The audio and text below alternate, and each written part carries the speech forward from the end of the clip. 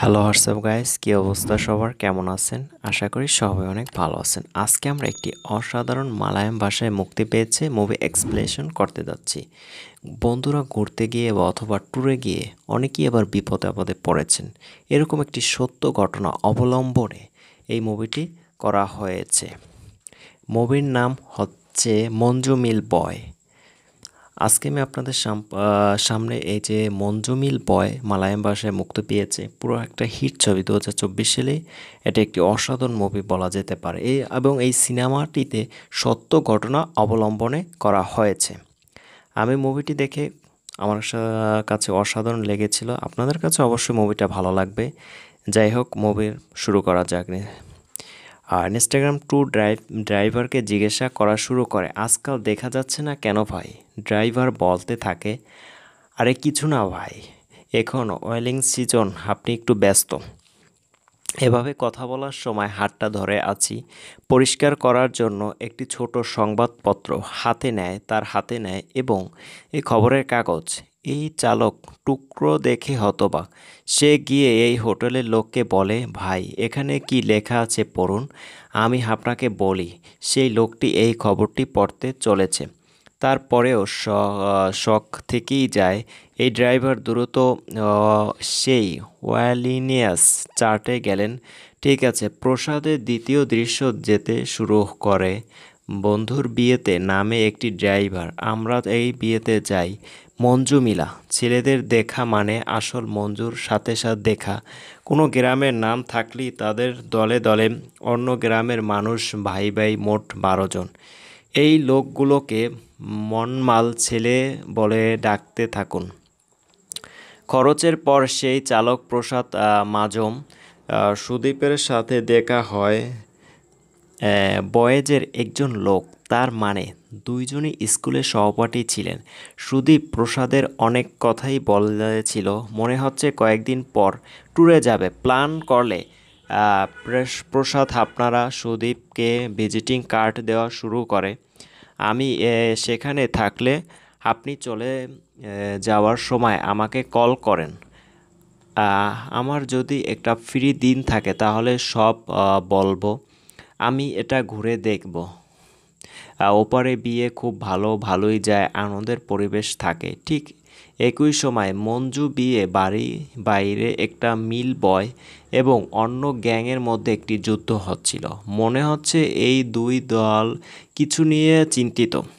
পায়ে হাত নামতে শুরু করে, কিন্তু তারপর কুত্তার নামে এক লোক এই লড়াইয়ে ভেঙে দেয়। মজার খেলা খেলতে খেলতে ক্লান্ত হয়ে থামলাম। সে বলে, এই একই দড়ি ধরে উল্টো দিকে যেতে। এদিকে মঞ্জু এক মিলের ছেলে, অন্যদিকে যারা অন্য গ্রুপের তারা কিন্তু দুর্ভাগ্যবশত এই খেলায় মঞ্জু মিল বয়েস। এটা দেখা বেচারা কুত্তান পরাজিত হয়। কুত্তানও এই গ্যাংগুলির উপর খুব রেগে যায়। এটা ভাবতে শুরু করে, বছর আমার নাক কেটেছে, ভালো অন্য দিন। এই সমস্ত লোক তাদের পুরানো মিটিং স্পটে দেখা এবং আসলে এই মানুষ গোয়া যাওয়া পরিকল্পনা করতে থাকুন। এর মধ্যেই জানা যায় গোয়া যাওয়ার কথা। এই লোকদের এত বাজেট নেই। গোয়া বাতিল পরে এই লোকেরা খাল চাবুক যাওয়ার পরিকল্পনা করলেও সদীপও তাই করবে। লোক প্রসাদকে ভেঙে ডেট বলো, আর ড্রাইভার প্রসাদ অ্যাপয়েন্টমেন্ট নিতে শুরু করে। সে বলে, ঠিক আছে, বাকিরা যাবে। দিন কুত্তানো জেনে আসে সুভাষ নামে একটা লোক ট্যুরে যাচ্ছে না। এটা জানতে বাজে সমস্যা মতো কিছু বেচারা লোক একই দুশ্চিন্তা করার পর একটু বোধ হয়, মনে হচ্ছে সুভাষকে বোঝানোর চেষ্টা করেছে। কাজেই কোদাই খাল যাবেন না। ঠিক আছে, সুদীপ পরের দিন তার বন্ধুদের সাথে আসবে। সে আমার কাছে এসে বলে, দোস্ত, আমি বেড়াতে এসেছি, কিন্তু এটা আমার অফিসের খুব একটা উপযোগী হতে পারে না। আমি চলে গেলি আমি চলে গেছি। তোমার পরের বার যাও। আমি এখন আসবো। সুদীপ এর কারণে আসছে না। কুটন যখন সুভাষকে আসতে বলে, সুভাষ রাজি হলে এভাবেই দিনটি ভ্রমণের দিন, সবাই গাড়িতে করে ভ্রমণ করে। মোট 12 জন লোক এসে প্রবেশ করে, যার অর্থ লোকেরা ভ্রমণে যায় না। এমনকি এই লোকেরাও আচ্ছা পথে এই গাড়ি চলে। মাঝখানে পালানি নামে একটি গ্রাম আছে। বর্তমানে এই গ্রামে একটি বড় উৎসব হয়। চলতে থাকলে এই গ্রামের সব মানুষ থামুন এবং কিছু কেনাকাটা করুন ইত্যাদি, মানে উৎসব হলে মেলা হবে। এই লোকেরা কেনাকাটার সময় একটি সিঁড়ি ব্যবহার করত। দোকানে যান এবং দোকানদারের সাথে দেখা করুন। একটি ভালো গান গাওয়ার জন্য জিজ্ঞাসা শুরু করলেন। তাই এই মাইরে দোকানে লোকটি ওই লোকগুলোকে বলল, একই পদ্ম শোনা সিনেমার জন্ম দিতে থাকে। হাসান যদি অভিনয় করতেন তাহলে এভাবেই গাইতেন। এসব শুনতে মজা। মানুষ অবশেষে কুতে কিনাল পৌঁছায়। এখানে আসার পর এই 12 জন অনেক জায়গায় ভ্রমণ উপভোগ করা শুরু করেন। চলুন এবং একে অপরের ফটো ক্লিক করুন। যদি আপনি ঠান্ডা ইত্যাদি শুরু করেন তাহলে অবশেষে এই গুহায় সব মানুষ বেড়াতে আসে। ড্রাইভার প্রসাদ বলতে থাকে, আরে বন্ধু, তোমরা সবাই যাও, আমি আমার গাড়ি নিয়ে আসছি। আমি একটু বিশ্রাম নেব, তারপর বাকিটা। বন্ধুরা একই গুহার কাছে আসতে শুরু করে। সুদীপ দেখা যায় একই গুহার কাছে অনেক কিছু আছে। বড় গেট আমার বন্ধুরা বসিয়েছে। মনে হচ্ছে শেষবারের মতো এখানে এসেছি, কিন্তু আমি যখন আসি তখন এই গেট এখানে ছিল না। ভিজিটররা ভিতরে যেতে পারলেও জানতো না তারা এখানে বন্ধ করলো কেন। আপনি কি গুনা সিনেমার একজনকে জানেন? গানটির শুটিং হয়েছে এই গুহার ভেতরে, তাই এই গুহার নামকরণ করা হয়েছে গুনা গুহা। এই সব বন্ধু একে অপরের মধ্যে একইভাবে কথা বলার সময় তিনি বেড়ার উপর দিয়ে লাফিয়ে পড়েন। যদিও এটি গুনার ভেতরে যেতে শুরু করে। গুহা একটি সীমাবদ্ধ এলাকা, কিন্তু এখন এটা এই সব মানুষ এক জায়গায় যেতে শুরু করে, কিন্তু যেটা একটা খুব বড় গুহা বলে মনে হয়, যেখানে আমরা ঘোরাঘুরি শুরু করি। একটু ভেতরে আসার পর এই মানুষগুলো, আসুন পাথরের কিছু নাম দেখি, যার অর্থ কিছু। লোকেরা তাদের গ্রামের নাম লিখত, প্রেমিকের নাম লিখলেন। এই সব মানুষগুলো মঞ্জুমিল বয় দলে নাম লেখায়। অন্যদিকে কিছু বন্ধু কোথাও কিছু পেয়েছিলাম। এই অকেজো মানুষ মনে হয় যে তারা কঙ্কাল খুঁজে পায়। মনে হয় বাচ্চারা নিজেদের জানে না খেলনাটা এখানে রেখে এলো কেন। সুবার যখন একটা পাথরের উপর উঠতে যাচ্ছিল, মানে একটু এগিয়ে গেলে বড় কিছুক্ষণের মধ্যে গর্ত পড়ে যায়। মানে সব বন্ধু চুপ করে থাকে, এই সব মানুষ আগ্রহী থাকে। এখন কি হলো? সুভাষ কোথায় গেল? একটু লক্ষ্য করলে দেখা যায় এই গর্তটি আসলে অনেক গভীরে। এ তো শুকনো পাতা ঝরে পড়েছিল, সুভাষ ওই গর্তে দেখতে পায়ওনি। সব বন্ধুরা সুভাষকে দেখে ভেতরে ঢুকে গেল। তুমি ডাকছো যখন হঠাৎ এই গর্তে বাদুড় একইভাবে ভেতরে থেকে বের হতে শুরু করে। Time out. একজন ট্যুরিস্ট গাইড পর্যটকের এই শিক্ষা দেয়। বলা হয় একে অপরাধ গুহা বলা হয়। এটি একটি অত্যন্ত বিপজ্জনক গুহা। এটি পর্যটকরা এটি আসতে দেখতে হতবাক হয়েছিল। একজন বাম এই ভেবে যে আগে এরকম ছিল, তা তো কখনো হয়নি। এখন দিকে সবার কি হয়েছে? সুভাষকে কণ্ঠে দেওয়ার বিষয়ে বন্ধুরা পাশ থেকে কোনো শব্দ আসে না। ধীরে ধীরে তার নার্ভাস বোধ করতে থাকে।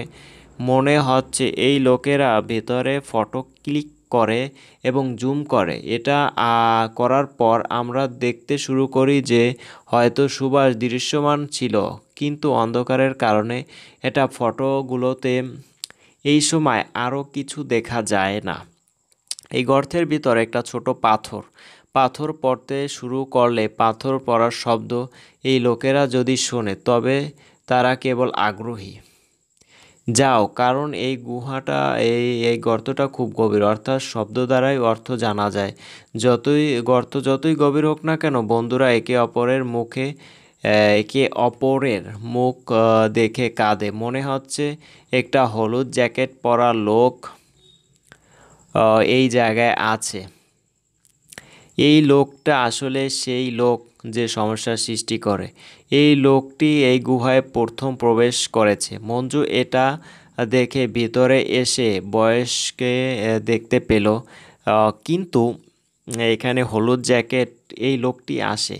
সে কাঁদতে থাকে আর বলে সুভাষ চলে যাচ্ছে, তিনি চলে গেছেন, তিনি মারা গেছেন। তাই এই সিধু গুহার ভিতর লাফাতে শুরু করে। সে ব্যক্তিকে বুঝিয়ে তাকে বের করে নিচে নিয়ে যেতে শুরু করে। একই সঙ্গে এই গুহার ভেতরে ট্যুরিস্ট গাইড এটা দেখে সব বন্ধুরা এখানে আসতে শুরু করে। তারা লোকটিকে পা ধরে সাহায্যের জন্য জিজ্ঞাসা শুরু করে, ও ভাই, আমার বন্ধু ভিতরে চলে গেছে, প্লিজ তাকে বাইরে নিয়ে যা আনেন, বা ট্যুরিস্টি গাইডকে বলুন। আমি আশ্চর্য হলাম, আপনি এখানে কেন এসেছেন?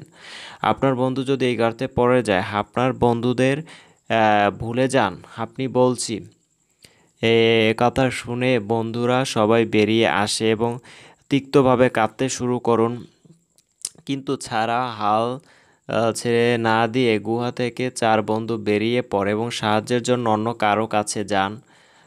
তাই এই মানুষগুলো বাইরে একজন ফটোগ্রাফার পেয়েছেন, এটা দেখে তারা সাহায্য করতে শুরু করে। সেই ভাই, আমার বন্ধু একটা গুহায় ভেতরে ঢুকে গেল, আমাদের দয়া করে, এই একটি বড় গর্ত ভেতর গিয়েছিলাম, আমাকে সাহায্য করুন। ফটোগ্রাফার জিজ্ঞাসা করা শুরু করে, গুহার ভেতরে সেই বড় গর্ত সম্পর্কে কি?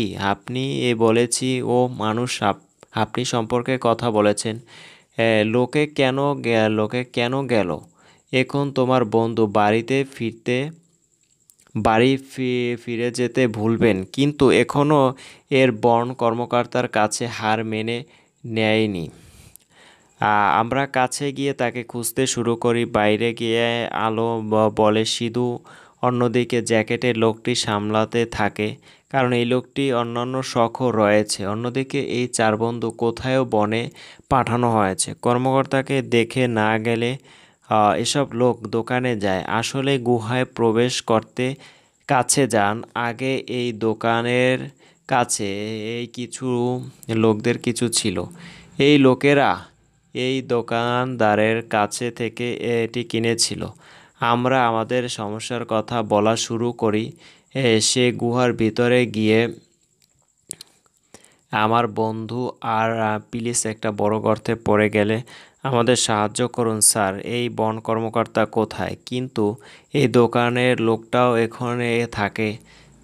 তিনি বলতে শুরু করেন যে, এখন হ্যাঁ আপনি বলছেন, আমার বন্ধুকে ভুলে যান এবং অবিলম্বে আপনারা বাড়িতে ফিরে যান, চলে যাও, এখন কেউ কিছু করতে পারবে না। কিন্তু এই লোকেরা বারবার অনুরোধ করতে থাকে। সেই সঙ্গে দোকানদারও মেয়ে ভেতরে আছে। সে লোককে বলতে শুরু করে যে, স্যার আপনি আগে আসুন, থানায় গিয়ে অভিযোগ করুন, আমরা এইভাবে অন্য সব কিছু যত্ন নেব। তিনজন থানায় যেতে শুরু করে। বন্ধুরা সব দোকানদারের সাথে গুহায় গেল। দোকানদার ভিতরে আসতে শুরু করলে, আপনার হাতে কিছু লেবু সহ একটি লেবু তিনি এটি তার হাতে রেখে বলেন, শুনলাম সেই গুহার ভিতরে মন্দ আছে, আমরা আত্মা, এটি আমাদের রক্ষা করবে। লেবু বাকি তিন বন্ধু এদিকে চালক। প্রসাদ আসার পরে সঙ্গে সঙ্গে থানায় যান তিনি। কিন্তু কি ব্যাপার বলতে যেতে অন্য কিছু হলুদ বুঝিয়ে দিতে থাকেন সিধু। জ্যাকেটওয়ালা লোকটিকে কোথায় বসিয়ে আসলে এটি গুহার ভেতরে আসতে শুরু করে। লো জ্যাকেটের সঙ্গে বাঁধাটা একটু গিলতে থাকতো। আপনি চাইলে একবার গিয়ে দেখতে পারেন। দোকানদার এই গুহার ভেতরে এসো এখানে।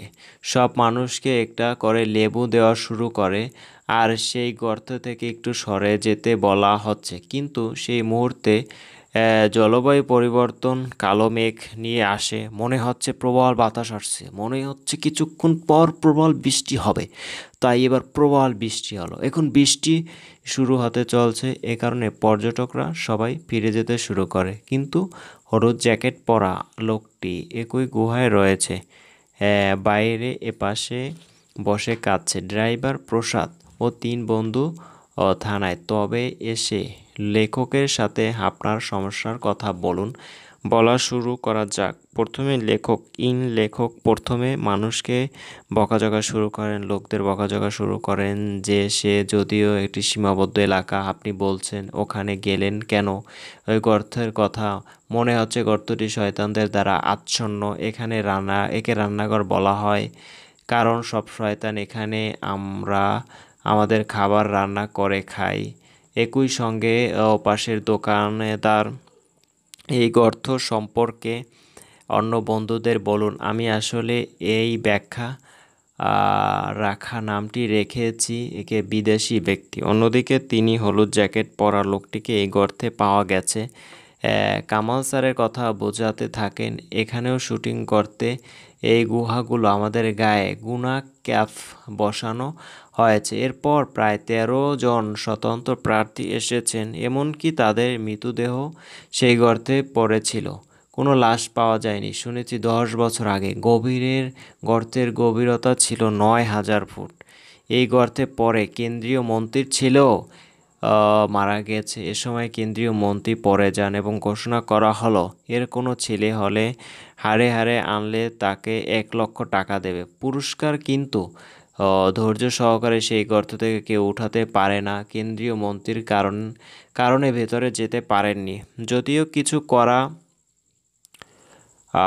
না যায়, তবে আপনি একজন নাবালক, তুমি গ্রামের ছেলে, তুমি কি করতে পারো?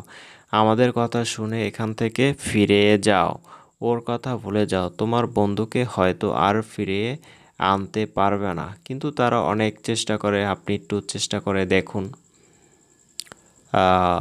সুভাষের পা পড়ে পড়তে শুরু করে। তারপরই বন্ধুরা সবাই সুভাষকে স্থানীয়ভাবে হাসপাতালে নিয়ে যায়। সেখানকার ডাক্তাররা প্রথমে সুভাষকে নিয়ে যায়। তাই আগে শুরু করে পরে বলি। মনে হচ্ছে আপনারা সবাই আমাদের বন্ধুদের সাথে দেখা করার জন্য তাড়াহুড়ো করেছেন। যত তাড়াতাড়ি সম্ভব তাকে আপনাদের গ্রামে হাসপাতালে নিয়ে যান। এর চিকিৎসা দিন ভালোই সুভাষ গ্রামে ফিরে আসে।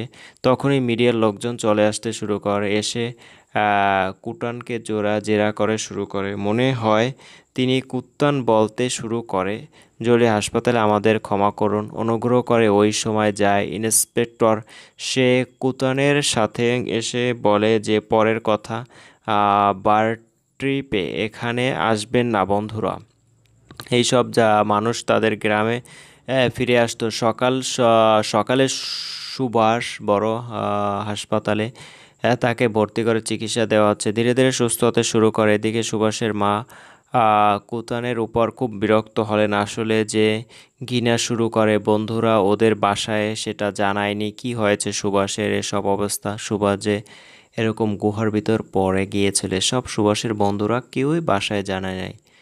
এরপর কুতানের মা ঘৃণা করতে থাকে। দৃশ্যটি বর্তমান দিনে পরিবর্তিত হয়। ড্রাইভার হোটেলে খাবার খায় এবং একটি ছোট হবে খবরের কাগজের টুকরা দেখেছে। আসলে খবরের কাগজে এই টুকরা, তাদের খবর প্রকাশিত হয়। কুতান, আপনার বন্ধুর জীবনের ঝুঁকি, এই খবরের পরে প্রাণ বাঁচান।